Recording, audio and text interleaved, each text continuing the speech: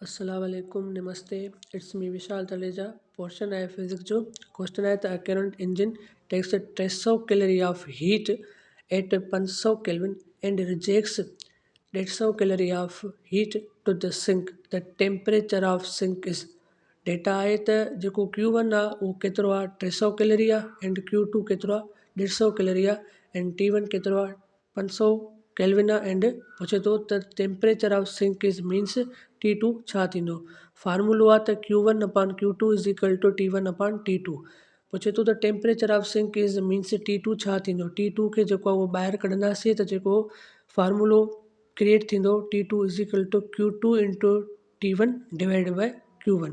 जेको Q2 मिलियल आहे उहो केतिरो मिलियल आहे 150 इंटू T1 जेको आहे उहो केतिरो आहे 500 डिवाइडेड बाय Q1 300। हिन खे जेको पाण सोल्व कंदासीं त जेको हिन जो आंसर ईंदो उहो केतिरो ईंदो 250 केल्विन ईंदो। मीन्स हिन क्वेश्चन जो जेको करेक्ट आंसर आहे उहो छा आहे सी 250 केल्विन। ॿियो क्वेश्चन आहे त which of the following is correct. Option A आहे त एब्सोल्यूट टेम्परेचर एफ्टर 0 जेको आहे उहो 0 केल्विन ते -273 सेल्सियस ते एंड -400 फ़ारेनहाइट ते। हीउ जेको ऑप्शन आहे उहो रॉन्ग आहे। रॉन्ग इन जे करे आहे छो जो जेको एब्सोल्यूट 0 आहे उहो 0 केल्विन ते त हूंदो आहे एंड -273 सेल्सियस ते त हूंदो आहे, पर उहो -400 फ़ारेनहाइट ते न ई हूंदो। उहो -459 फ़ारेनहाइट ते हूंदो आहे, न ई कि -400 फ़ारेनहाइट ते। ॿियो ऑप्शन बी आहे in triple point of water thermal equilibrium form at any temperature and pressure. जेको ट्रिपल पॉइंट ऑफ वाटर जो थर्मल इक्विलिब्रियम आहे उहो एनी टेम्परेचर ऐं प्रेशर ते फॉर्म न थींदो, उहो स्पेसिफिक टेम्परेचर ते एंड स्पेसिफिक प्रेशर ते फॉर्म थींदो आहे। तंहिंजे करे जेको बी ऑप्शन आहे उहो बि न थींदो। ऑप्शन सी आहे the temperature at the triple point of water is -273.16 Celsius. इहा स्टेटमेंट बि रॉन्ग आहे।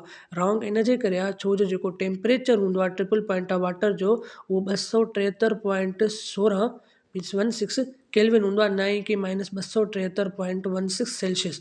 तंहिंजे करे हिन क्वेश्चन जो जेको करेक्ट आंसर आहे उहो छा आहे डी नन ऑफ दीज़। ॿियो क्वेश्चन आहे त which statement is correct. Option A आहे त K is equal to 1.38 into 10 -23 joule per mole पर केल्विन। ये जेको ऑप्शन आहे उहो रॉन्ग आहे।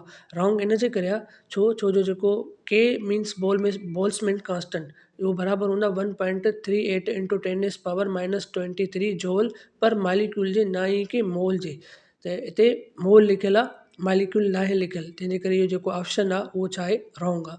ॿियो आहे option B K Boltzmann constant is equal to Na अपान R। इहो बि ऑप्शन जेको आहे रॉन्ग आहे। रॉन्ग इन जे करे आहे छो जो जेको K बोल्ट्ज़मान कांस्टेंट आहे उहो बराबरि हूंदो आहे R अपान Na जे, न ई कि Na अपान R जे। तंहिंजे करे बी बि न थींदो। ॿियो आहे pressure is equal to 2/3 NKT। जेको प्रेशर हूंदो आहे उहो 2/3 NKT जे ई बराबरि हूंदो आहे। त विच स्टेटमेंट इज़ करेक्ट। त हिन क्वेश्चन जो जेको करेक्ट आंसर आहे उहो छा आहे C pressure is equal to 2/3 NKT। ॿियो क्वेश्चन आहे त a system does 600 joule of work and at the same time has its internal energy increased by 320 joule, how much heat has been supply. त जेको according to first law of thermodynamics जेकी equation हूंदी आहे delta Q बराबरि हूंदो आहे delta U plus delta W जे। Delta Q means heat, delta U means internal energy, delta W means work.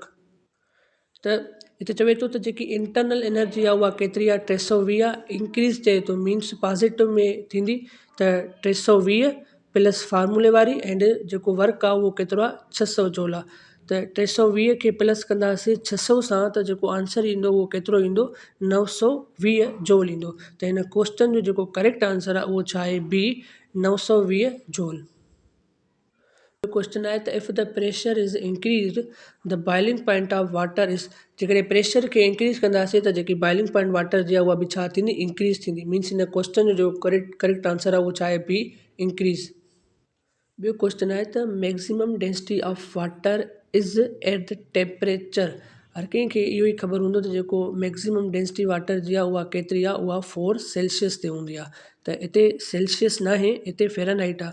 त पाण खे सेल्सियस खे कन्वर्ट करिणो आहे कंहिंमें फ़ारेनहाइट में। त जेको फ़ारेनहाइट जो फार्मूलो आहे उहो छा आहे त Fahrenheit is equal to 9/5 into Celsius plus 32। त फ़ारेनहाइट इज़ इक्वल टू 9/5 खे कंदासीं त 1.8 ईंदो into Celsius plus 32. Fahrenheit is equal to 1.8 into 4 Celsius plus 32. Firstly जेको आहे तव्हां इंटू कंदो एंड देन जेको आंसर लिखी पोइ तव्हां प्लस कंदो।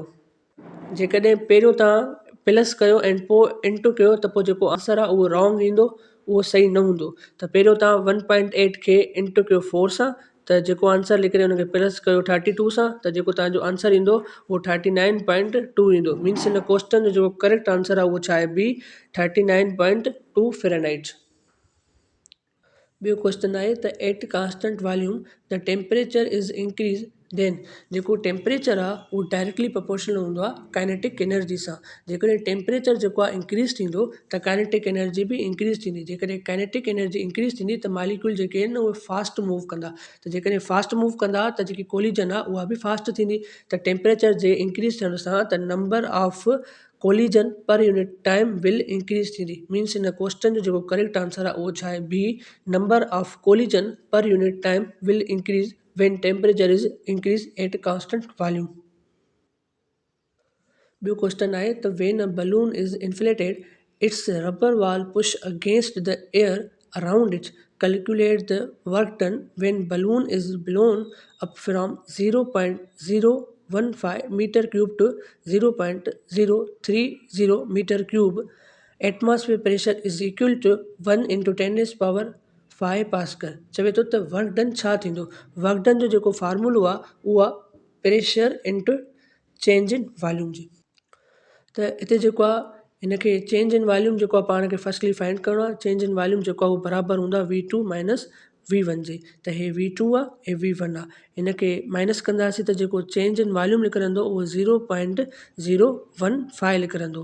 ठीकु आहे जी। त हिते work is equal to pressure into change in volume. Change in volume जेको आहे उहो फाइंड कयोसीं त इहो प्रेशर सां इंटू कंदासीं त जेको वर्क निकिरंदो टोटल सोल्व करे उहो केतिरो निकिरंदो 1500 जोल निकिरंदो। त ऑप्शन में जेको आहे जोल न आहे, ऑप्शन में किलो जोल आहे। त हिते 1500 किलो जोल न थींदो, 1500 हिते जोल आहे।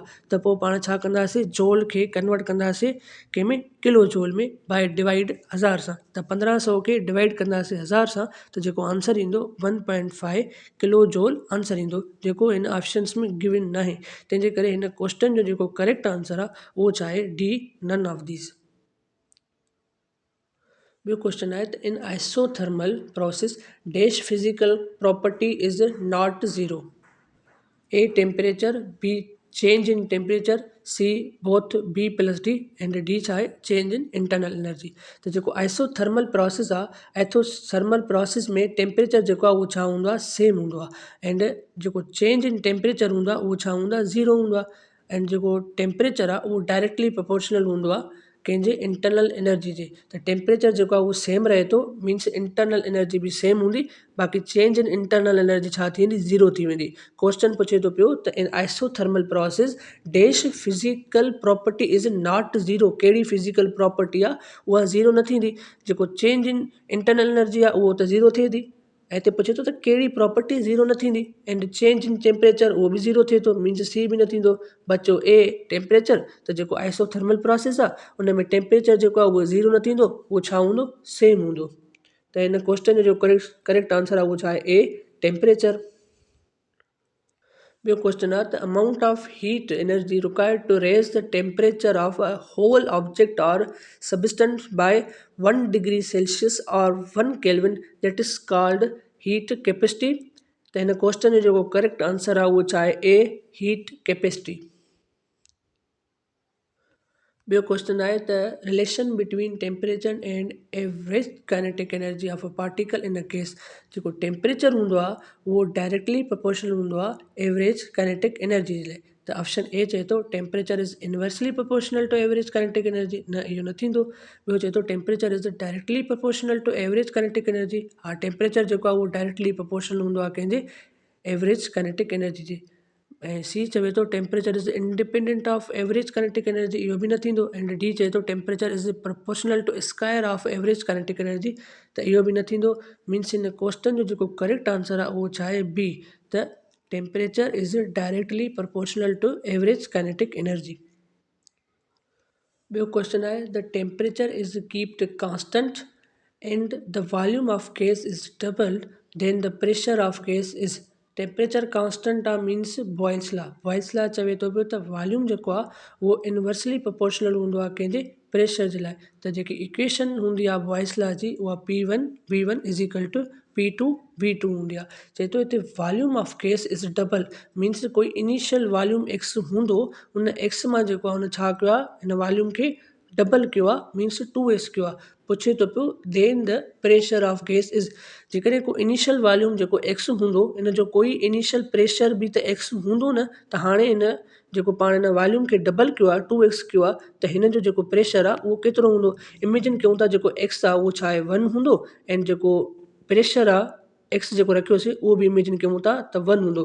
त जेको वॉल्यूम एक्स माना मीन्स 1 उनखे छा कयोसीं डबल कयोसीं 2 त प्रेशर जेको आहे उहो 1। त हाणे ॿुधायो नेक्स्ट हिन प्रेशर छा थींदो त इक्वेशन आहे P1 V1 is equal two P2 V2। ठीकु आहे जी। प्रेशर पुछे थो त प्रेशर छा थींदो प्रेशर खे ॿाहिरि कढंदासीं त जेकी इक्वेशन थींदी P2 is equal to P1 into V1 divided by V2।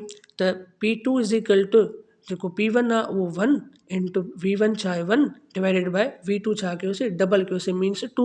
त P2 is equal to 1/2 means 0.5 means half.